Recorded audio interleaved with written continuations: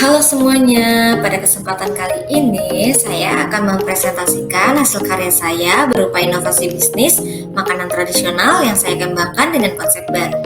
Inovasi ini saya hadirkan sebagai bentuk upaya melestarikan cita rasa khas Indonesia dengan sentuhan modern agar lebih diminati oleh generasi muda masa kini. Sebelumnya, perkenalkan nama saya Sally Febrianti, NIM saya 43123 110034, Fakultas Ekonomi dan Bisnis, jurusan Manajemen Universitas Mercu Buana. Untuk nama usaha saya sendiri yaitu angkringan 0, atau angkringan 0, nama 0, memiliki makna filosofis yang mendalam.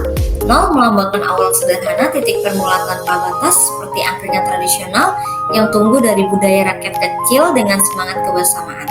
Sementara koma melambangkan lanjutan atau keberlanjutan, bukan akhir dari sebuah cerita.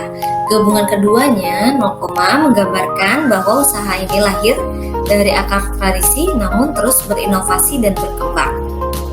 Identifikasi sektor yang dipilih adalah sektor makanan tradisional modern, yaitu industri kuliner yang menggabungkan konsep tradisional angkringan khas Jawa dengan inovasi modern dari sisi produk, pelayanan, dan teknologi digital.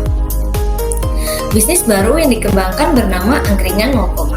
Angkringan ini menawarkan menu makanan dan minuman mulai dari menu tradisional sampai modern seperti nasi kucing, sate-satean, tempe mendoan, tahu bacem, pisang bakar, kentang goreng, serta ada roti bakar, kromboloni, croissant, onion ring, dan berbagai jenis minuman seperti kopi jos, wedang jahe, teh pandan, espresso, cappuccino. Namun jika Anda tidak meminum kopi, Anda bisa pilih dengan minuman matcha, coklat, dan red velvet.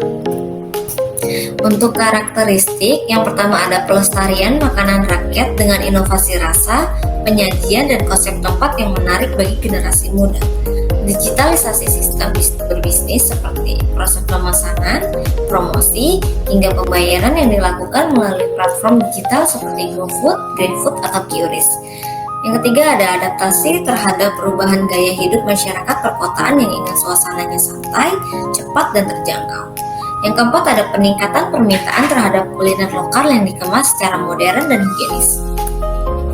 Untuk masalah itu sendiri, yang pertama ada permintaan produk yang dimana menghindari kelebihan stok bahan makanan cepat saji seperti nasi dan minuman.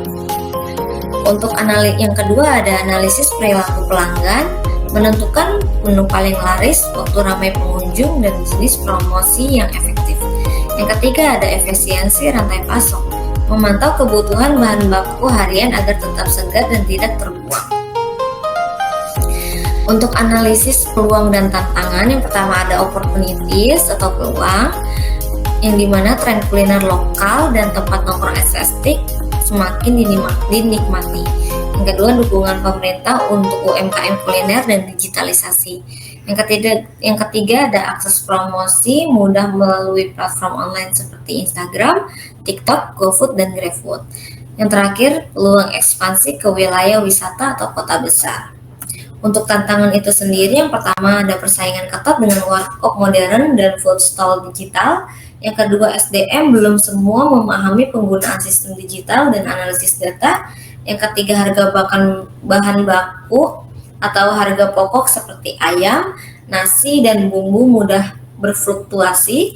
Yang terakhir, perlu modal awal untuk interior sistem digital. Untuk rancangan solusi teknologi ada 4.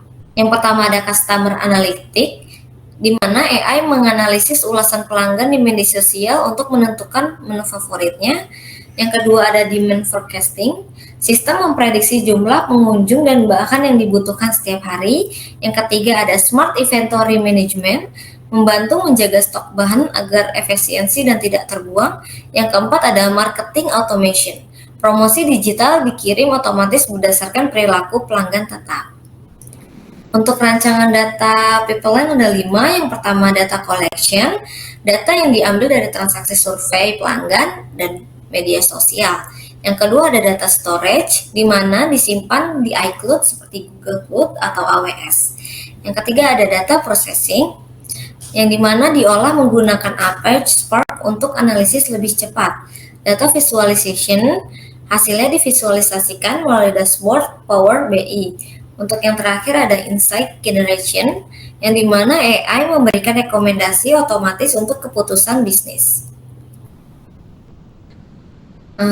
Untuk model sistem pendukung keputusan atau DSS, AI dan Big Data menjadi fondasi utama dalam sistem pendukungan keputusan angkringan 0, Sistem DSS ini membantu pemilik bisnis dalam menentukan keputusan operasional dengan lebih cepat, akurat, dan berbasis data nyata. Fungsi utama DSS yang pertama ada prediksi permintaan pelanggan untuk setiap menu, yang kedua rekomendasi harga promosi berdasarkan pola penjualan, yang ketiga ada analisis lokasi dan waktu ramai untuk menentukan jam operasional yang optimal, yang keempat ada perencanaan stok bahan baku berdasarkan prediksi konsumsi harian. Untuk diagram alur pengambilan keputusan ada yang pertama ada data penjualan dan ulasan pelanggan, lalu pemrosesan AI dan Big Data, lalu analisis tren dan prediksi permintaan, lalu kita rekomendasi keputusan untuk menu, promosi, dan stok, lalu divisualisasikan dashboard. Untuk studi kasus, saya ambil dari angkringan Joglo yang ada di Yogyakarta, yang dimana angkringan tersebut berhasil meningkatkan omset hingga 35% setelah menggunakan analisis data transaksi online. Dari data tersebut, mereka mengetahui waktu puncak penjualan, menu favorit, dan tren minuman yang disukai pelanggan. Pendekatan serupa dapat diterapkan oleh angkringan 0, untuk menentukan menu unggulan dan strategi promosi yang paling efektif. Dari kesimpulan ini, angkringan 0, merupakan inovasi bisnis kuliner yang berhasil memadukan nilai tradisional dan gaya modern. Dalam sektor makanan tradisional, usaha ini menunjukkan bahwa pelestarian citra rasa lokal dapat berjalan seiring dengan penerapan teknologi digital. Melalui pemanfaatan AI dan Big Data, angkringan 0, mampu meningkatkan efisiensi operasional, memahami perilaku pelanggan, serta mengoptimalkan strategi promosi dan pengelolaan stok. Penerapan sistem berbasis data juga menjadikan keputusan bisnis lebih akurat dan adaptif terhadap perubahan tren. Selain itu, usaha ini tetap menjunjung etika, privasi data, serta keberlanjutan dengan melibatkan pemasok lokal dan menjaga nilai budaya. Dengan demikian, angkringan 0, tidak hanya menjadi tempat makan, tetapi simbol bahwa tradisi dan inovasi dapat bersatu untuk menciptakan bisnis kuliner yang relevan, efisien, dan keberlanjutan. Demikian presentasi dari saya mengenai inovasi bisnis makanan tradisional yang saya kembangkan. Melalui ide ini, saya berharap dapat berkontribusi dalam melestarikan cita rasa kuliner Nusantara sekaligus menyesuaikan dengan kebutuhan dan tren masa kini. Terima kasih atas perhatian dan waktunya. See you.